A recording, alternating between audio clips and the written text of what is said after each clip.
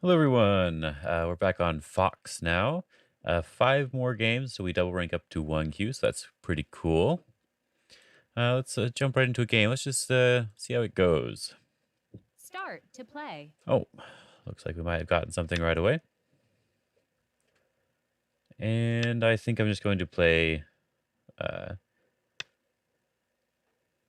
double 4-4, maybe? He's doing double 3-4.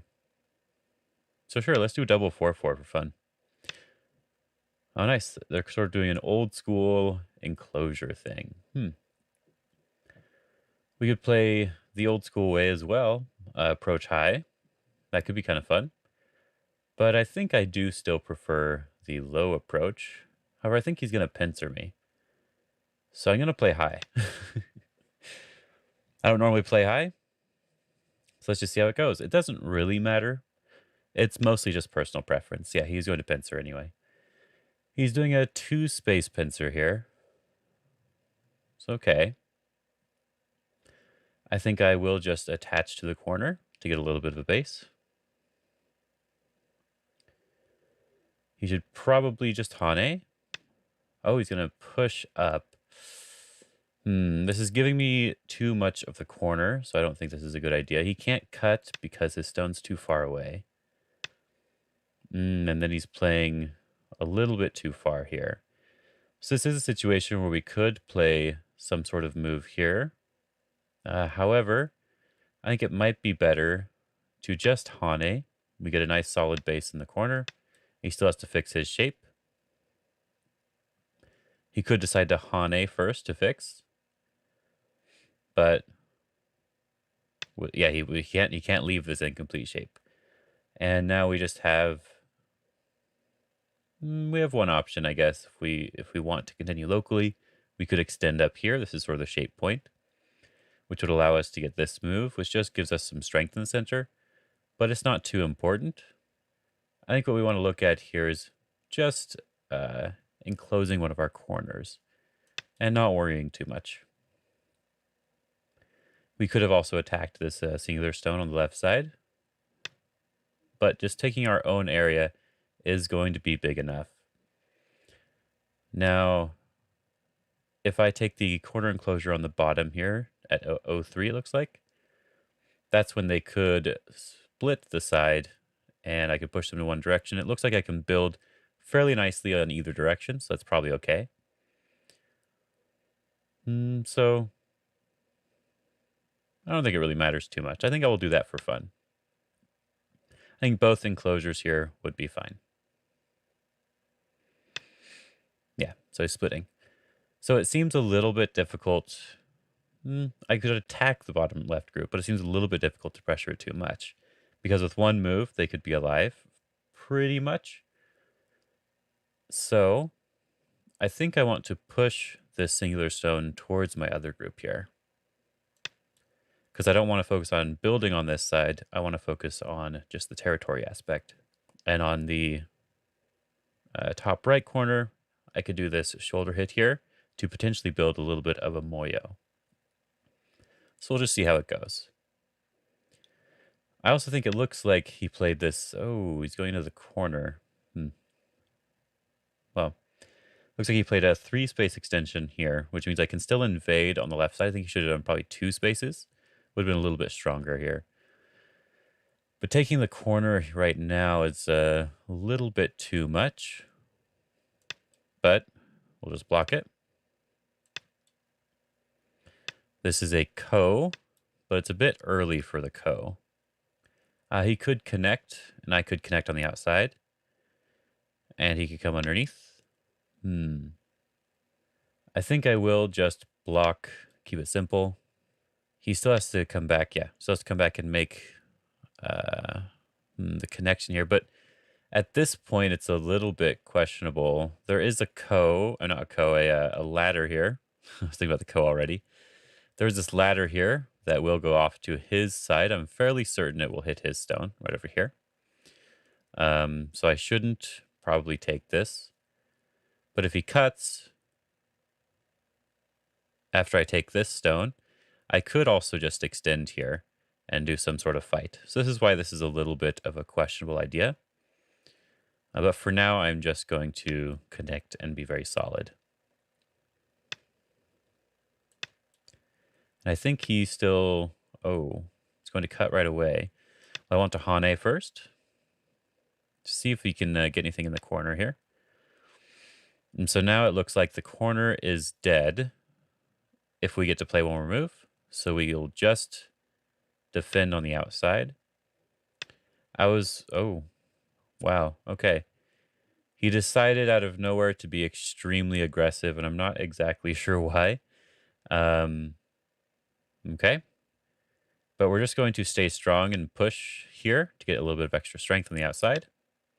And then jump here to capture this cutting stone. That move is not Sente, but it looks like it does make him live. So now, it completely destroyed my plans for the game of just doing the shoulder hit, potentially doing a little bit of building.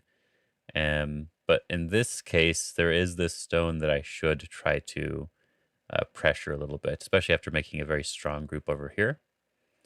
So I'm going to do just a knight's move to attack the stone.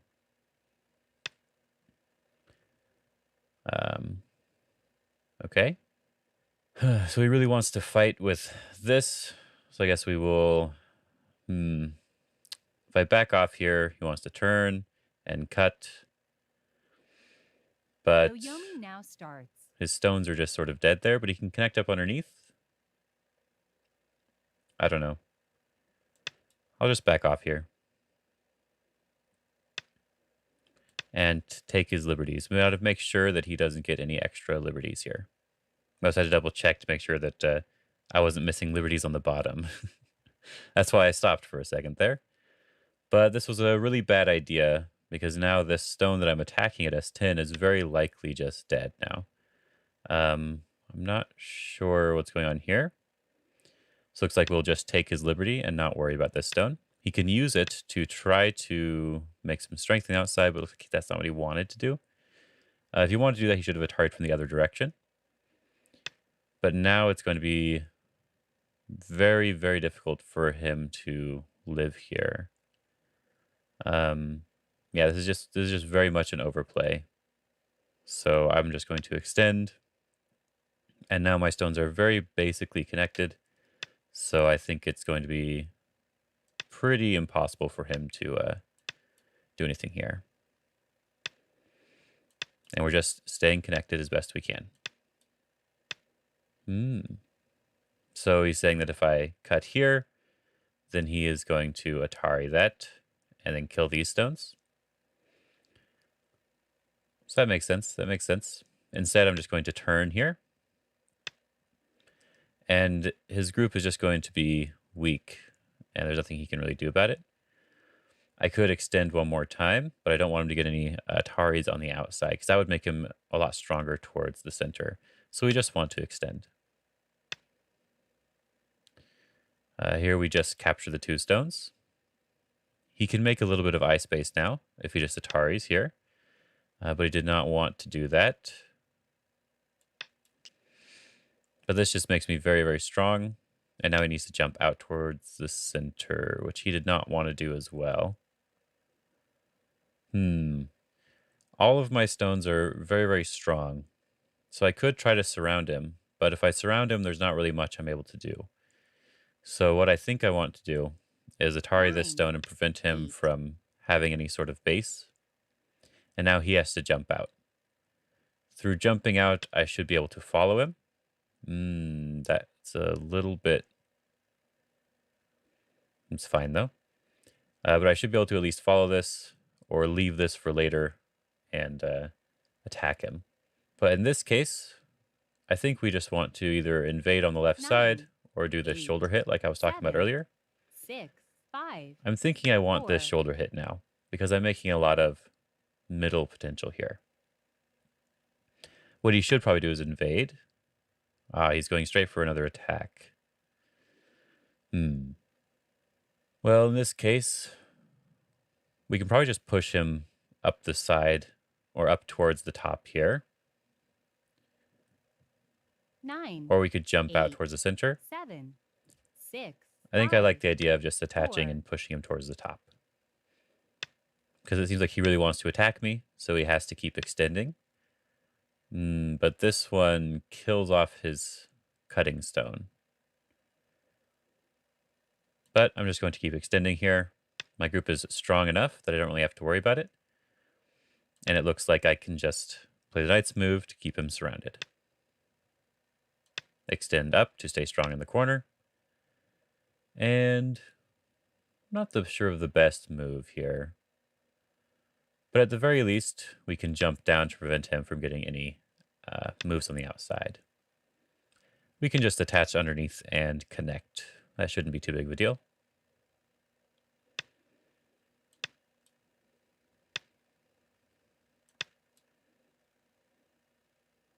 He has to connect here. And when we connect, he has to then pull back, which is very, very difficult for him to do. He has to do this move, I believe. I guess he could play... Yeah, he could play something else, but now we can reinforce our corner just a little bit to get rid of any sort of bad shape here, making this... That's a fun move.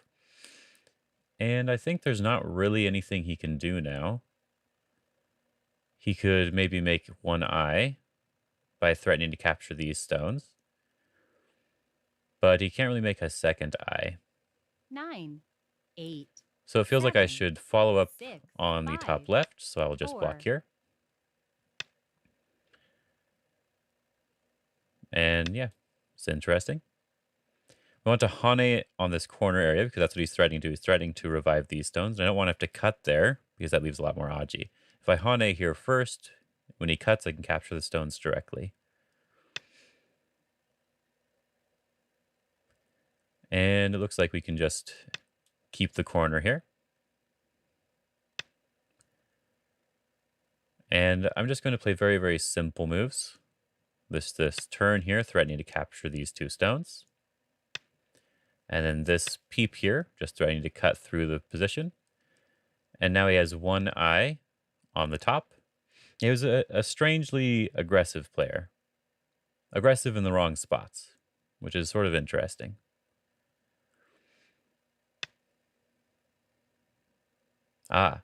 If he Ataris here, then I can't connect because he can capture. So I'm just going to play this move to make sure the stone is captured. But he does not have two eyes. Okay. If I Atari here, he can connect and threaten this group in Sente. So I'm going to Atari on the outside. It's almost always better to Atari on the outside anyway, unless you have to Atari the inside stone. And then just have a very solid connection here. I could do a tiger's mouth, threatening to come through this side, but just the solid connection because I have to worry about these three stones. I'm sure that's what he's going to attack next because he can't live locally. Yeah, but this doesn't work. This is just a ladder. I can just block and capture. Let me see. Not sure the best way here. I guess my weakest group is probably this side. So I probably want to make at least one 9, exchange here, 8, threatening to capture these 7, two stones, 6, which also gives me one eye. Then when he extends up, I can just protect. I can just protect like this.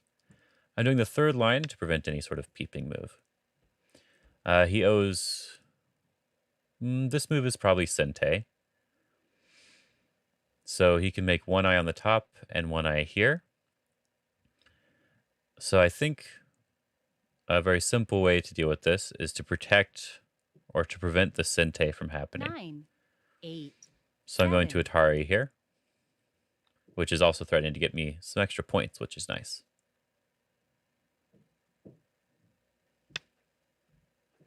And now I can Hane on the top to get rid of that other eye. Like so. This is sort of an interesting move, but it doesn't quite work because I just need to take a liberty away from it. I can do it on either side, but doing it from the top is the way to capture this stone for sure. And I'm not sure I understand that one. But it looks like I can just extend here. Instead of Atariing and potentially doing anything to strengthen my opponent, I just want to extend. He can't cut through because it would be an Atari on his stone. So my group should be fine here. 9, 8. And we can just connect, and there's nothing available for black to do. The next spot that black can try to attack would have been this group here. But since he connected solidly like this, it's going to be very difficult to attack. So we want to play a very tight move here. He's a very inefficient shape, low on liberties, and surrounded by my stones. So a 9, tight move is often 8, a good way to 7, try to 6, attack it. 5, 4, 3, 2. But I also want to focus a little bit on making sure my group's going to be safe. And we can just lightly surround like this. There is a little bit of a weakness in the shape. However, I should be a little bit too strong in the surrounding area. Maybe he can cut here, cut this, and capture this one stone, which would be a little bit annoying, but I think it will be fine because he has a little bit of weakness in the corner as well. So let's see. He can probably capture this, and that would be fine. Oh, he's doing it correctly. Just block on the other side. Oh. If he blocked on the other side, I think he would have probably captured the stones quite nicely, but he didn't quite do that. But now he's just lacking a lot of liberties here. Let's see. And looks like we could just capture the stones. I'll show you how he should have played. There we go. He resigned. Let's look at that really quick. In this case, it seems like he probably could have tried to capture this stone, because it was a little bit of an overplay for me to really surround it like this. What I should be doing is just taking the corner, but I decided to do it anyway. So when he does this one and he extends here, he does have to play this move. This was a good move to play. And after I extend down, he should be able to play this one and probably kill my stones. Though it is a little bit messy, it's probably fine. So let me see if there's anything else that I want to look at in this game. So I was looking through, and I want to sort of comment about how strange this game actually kind of is. It doesn't really make a lot of sense. So when I capture him with this net here, he decided to come out and try to do something extra, which was like, I could say that was just bad reading, because it should be fairly obvious that this is a loose ladder sort of net situation here. And I would say at 3Q, you definitely should understand this.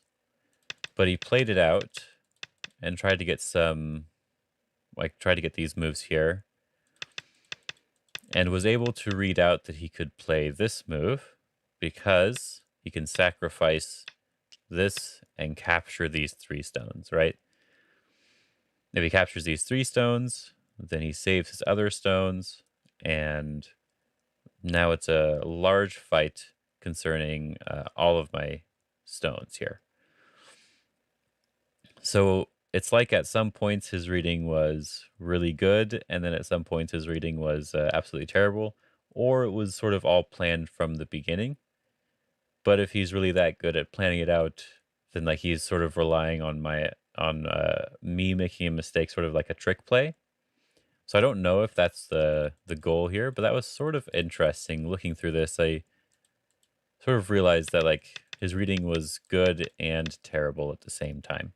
Because I think this move is a clear indicator that he was actually fairly good at reading here.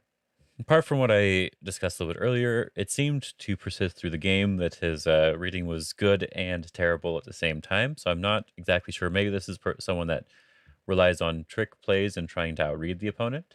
But I think it was sort of an interesting game, and just something to keep in mind when you play any sort of person like this is that you should be a little bit more careful and don't play too much on instinct. Like I showed in the previous example with him trying to capture my 3 stones in the center, if he was able to capture these 3 stones, it would have completely changed the dynamic of the game, making my bottom group extremely weak. and maybe even giving him a fairly large advantage in the game. But I was able to find the right move of just turning to the side to prevent him from capturing the 3 stones and not getting a little bit too greedy thinking I captured him. So in this style of game, just make sure you are extra careful in how you handle it, because just because the moves seem to be very silly, sometimes they're actually much more complicated than you would expect. Anyway, this was a very interesting game. I hope you enjoyed it, and yeah, I'll see you next time. Have fun.